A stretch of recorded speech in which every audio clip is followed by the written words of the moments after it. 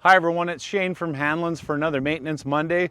Today we're going to talk about feed wagons, primarily about magnets for feed wagons.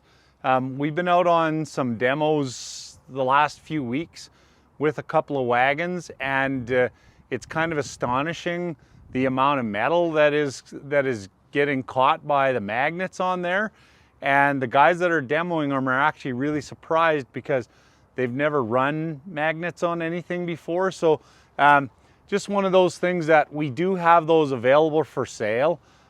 You can mount them onto the chute, you can mount them onto the front of the conveyor. Some guys mount them inside the tub, some get mounted onto the screws. There's multiple different ways to do it. Just something to think about if you don't have any magnets on there. It may be something that you want to add to your feed wagon just to help you prevent that hardware disease where you might lose a cow. So hopefully that helps you out. Thanks for watching.